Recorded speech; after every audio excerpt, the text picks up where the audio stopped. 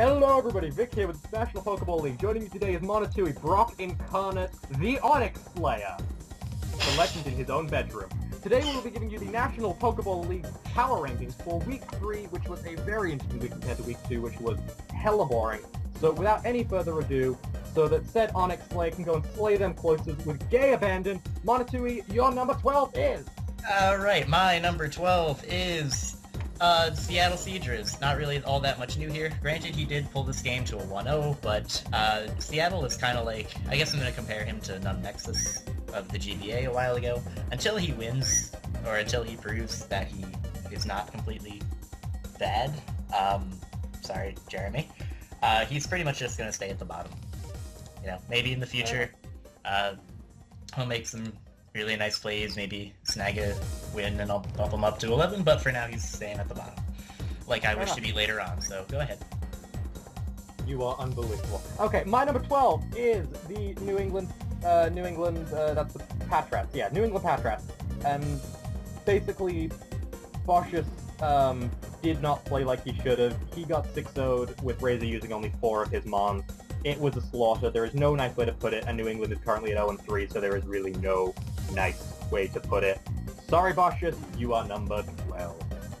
Okay, so for my number 11, I actually have someone who won in Ashley of the Detroit Pincers, beating the absolute worst player in the league. Again, no offense, Jeremy, but beating the worst player in the league is really not all that much of an accomplishment. Granted, she did play okay. It seemed like maybe she thought about her moves a little bit ahead of time, but really I think her victory was more just Jeremy being Jeremy. And what exactly does that mean, Jeremy being Jeremy? Well, you know, just Jeremy being bad. That's incredibly mean, and you shouldn't say that. It is. So. Okay, so, my number 11 is the Seattle Seadras. Again, they didn't bring it. They did lose to a team that does not have a good record, unfortunately. That's actually with Detroit Pincers. Namely, Seattle bringing Paraflinch Tita. Oh my god, why would you do that? I have serious hatred of anybody who brings Paraflinch. It was a very, very close game. It was a little hacksy. I think that Seattle misplayed a lot with things like the Weavile, so I really don't think that it was a particularly good game. So, Seattle, I'm sorry, you with your 0-3 record are going to be right above New England at number 11. Okay, and for my number 10, I have the New England Patrats. Mostly just because they were absolutely obliterated. They were absolutely destroyed more than I plan on destroying the pussy of the woman in the room next to me today. So, yeah, that's all I got to say about that. Vic, you're number 10. My number 10 is the Chicago Sacred Fire, and I actually have a lot of reasons for doing this, so I'm gonna enumerate them one by one. And namely, it's the fact that Nixon's team build, Nixon with the Chicago Sacred Fire, was very, very solid. But unfortunately his plays were not up to snuff, and Trev of the Atlanta Braviaries read him like the proverbial book. It was just every single turn, Trev was on top, even when Nixon was making plays like a lord. So there's really nothing that can be said there. And quite frankly, there was no answer on the Sacred Fire to Doughblade plus Landorus, especially with Sylveon supporting on the special side, providing heal bells and wishes when necessary. So really, Chicago, you got to up that game, otherwise you are number 10. Which is the maximum number of seconds that I give you, Monotooi, in bed tonight. Alright, well... Number 9! For my number 9, I have the Chicago Sacred Fire as well. Vicky summed it up very well. Planned well, did not play all that well. I'm not going to drop him too low, because he did get the one win, and it was a pretty decent win. I believe it was a 4-0 or a 5-0, I'm not entirely sure. Most of my blood is going to my penis right now, and not to my brain, so that's a bit of an issue. But... Alright, Lord Penis Tail's using Harden over there, so I'll give him a second. My number 9 are Portland. The Portland Timbers. It was a mess. I mean, they brought some amazing things. Rindoberry Hippo to negate the Grass Knot from Tornadus was a really good play, but using that to get up Stealth Rocks rather than Stone Edging the Tornadus out of existence was a huge misplay on my part, possibly cost him the game. There was hacks. There was a lot of hacks. Specifically a missed Toxic and some pretty brutal confused hacks on that Hippo again that really cost him his physical wall and put him in a bad position. Props for using Special Infinite because it did absolutely mow through San Antonio, but in the end it did not work out. It was a 3-0 and it was not a particularly pretty 3-0, so number 9 is Portland. So for my number 8, thank you for that, Vic. I'm recovered now. For my number 8, I have the New York Metangs. So this is probably going to be one that a lot of people are going to disagree with because they did win 6-0 this week. But again, New England just did not do anything right, it seemed. And again, I'm taking away nothing from Razor. He did what he had to do. He did what he had to do to win, and it ended up working out perfectly. He got a 6-0. He was able to kind of dominate over most of the battle, kind of like how I want to dominate over this woman in the room next to me, but... Stop making that joke! Look, she's so pretty, Vic. I don't really care if she's pretty or not. I don't want to hear about what you're going to do to her. My number 8 are the Green Bay Palkias. It was a 1-0, it was a close match. Oakland and Green Bay now have equal records of 2-1 each. Green Bay bought a really good bulky team, like a solid bulky team. There were amazing predictions on both sides, but in the end, if a Sableye and a Roserade can beat your entire team, as did happen by Oakland to Green Bay, then I can only give you so much credit, because while those are two very solid bombs, there are definite ways to beat them, especially with what was on Green Bay's team, and that just didn't happen. So I'm afraid that Green Bay, I'm going to have to put you down at number 8, even though you did play a pretty damn good game. So for my number 7, I have the Portland Timbers. I'm not sure what I had them last week. I believe they're at the same spot that they are now. It's about the same, yeah. Pretty much just because this week seemed to kind of be a repeat of last week. Togue planned pretty well. He brought the Rinderberry out on, like you mentioned. That was very smart. But again, he got hacked out, and I think he might have lost his focus a little bit. And again, I think he didn't make the plays he should have made. Like, there were a couple turns in which he could have pulled the game back, but he just didn't. Whether it was just because of a lack of focus or because he had just given up at that point, whatever it was, I still have faith in him that he can pull out a couple wins. I know he's a good battler. I know he's going to do well in the future. I just think he needs to start doing that soon, or else he's going to run into some problems in the future. Yeah, I agree. I think that Portland is... I think that Toach is very vulnerable to nerves, which, I mean, it happens to the best of us, doesn't it, Mono? But I would really love to see him, build up just a little bit and be able to blow past when he is nervous and when he gets a little bit knocked down. My number 7 are the New York Metangs. Like you said, they shouldn't be this low because they won 6-0. That said, they have a 1-2 record and they beat an 0-3 team 6-0. And they both played well. Razor played like a beast. 6-0 using only 4 moms is amazing, but quite frankly, he had the matchup from Team Preview. He had the game from Team Preview, so I'm really not all that impressed. It was a great game, and like New York's on the map now because that was a defiant way to get your first win of the season. But I want to see more before I can bump you any higher, Razor, my friend. Number 6.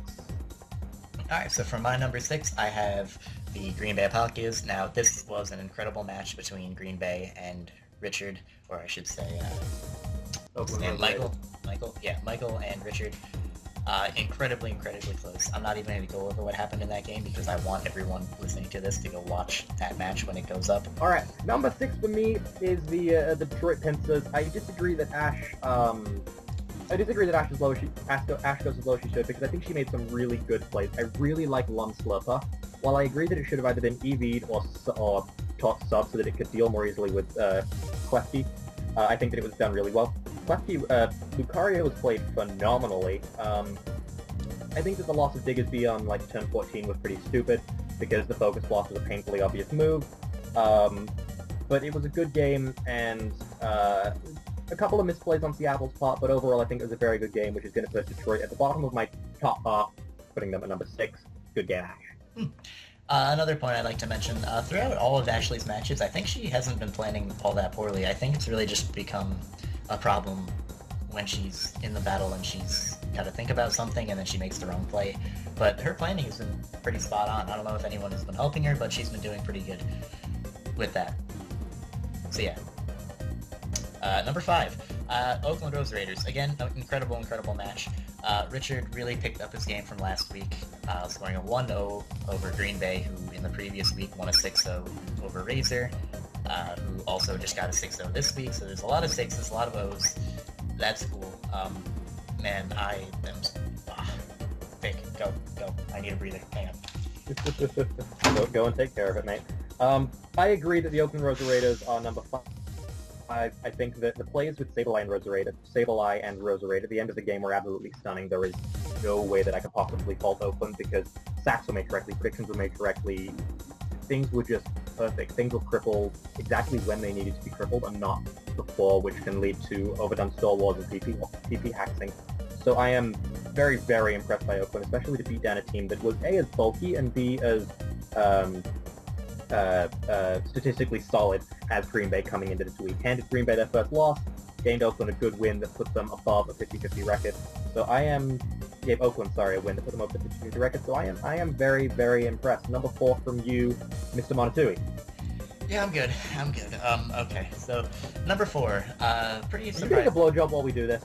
No, I just have asthma, and I'm thinking about everything that I'm going to do to that vagina. Anyway, number 4, I have Jolt of the Toronto Star Raptors. So pretty big drop. He went from number 1 all the way down to number 4.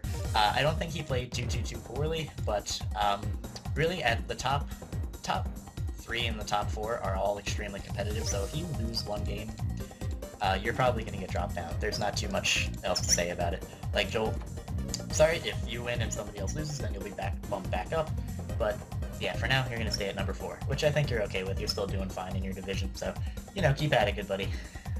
I agree. My number 4 has been pretty much the same all 4 weeks, with it being, Toronto, Phoenix, San Antonio, and Atlanta. Toronto was my number 4 for pretty much the same reasons. Both players were really, really on their game this time. It was a pretty hacky game, I will say. There was a lot of weird stuff that happened that probably shouldn't have.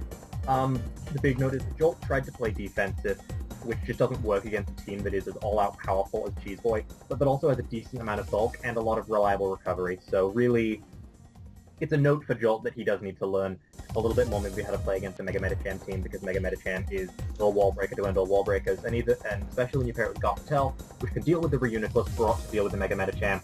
Yeah, I was tongue twister.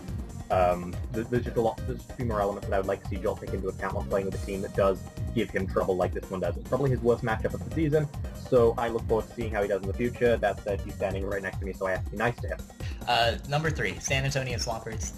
This week they did play well, although the match was kind of a little bit favored by hacks again. Toad definitely had the chance to come back, but he did not. Really, that's the only reason he's number 3. Not that he's any less deserving of the 1 and 2, I just think 1 and 2, their matches, they were a little less hacksy. They were a little less dependent on hacks. I'm not saying San Antonio would have lost if he didn't get the hacks. I think they had a very, very good chance to win. Dallas is still an excellent player. His team is a lot better than I gave it credit for earlier in the season.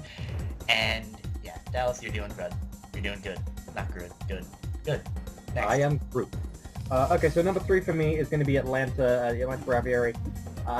You can't fault a 5-0 victory, even over a team that's a little bit hit and miss like Chicago's been, just because of staffing changes and all of that. But, I mean, 3 moms just ended the match. Doublade Landorus Sylveon. There's no way that Slick Rick Nixon of Chicago Sacred Fire could ever break through that core. And further the fact that Trev just made every single play like he was born doing this. It was almost a thing of beauty watching this match. I had to rewatch this match twice just because I was so impressed by the caliber of play that was being made. I was very impressed, and I would very much like to see that happen again, because I think that Atlanta has been good, but have not had this amazing just flow and natural smoothness and elegance to that play. It was also a very hack-free match, so it was a thing of beauty to watch. Good going on you on Trev. Yeah, Vic, I don't need to go anywhere. Just use as many adjectives as you want. I don't give a shit. Alright, so next up for number 2, I have Trevenant Forest, Atlanta Braviaries. Other than the 1 week he lost against Jolt, which again I think was an extremely good match. Which was a defiant loss. Yes, which was a defiant loss. It was like a 1-0. He has been on fire. His sets have been incredible. He's been on his game. He has gotten hacks going his way a couple of times, but even then, disregarding that, he's just been playing so incredibly. His sets are not only weird, but they make sense. Like, you look at them first, and then you're like, what the hell is this? And then he gets it to work, and you're like, wow, that makes a lot of sense. So Trev, keep doing exactly what you're doing, because you're going way up, just like I will be soon. I really, really hope you're not going up. I don't think you know how this works. Vic, go. Number 2. San Antonio Swampert. The big thing that I saw that was just beautiful was the anti-Azumarill Cloyster, which I love it. I love Cloyster. I don't particularly like Shell Smash. I like everything else that it can do. I think it's versatile. I think it's cool.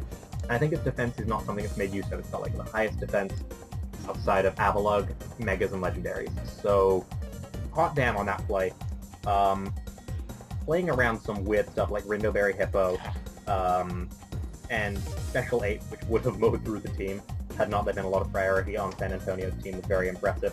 So thank you, Dallas, for bringing a very impressive team and a team that I would very much like to see in action again.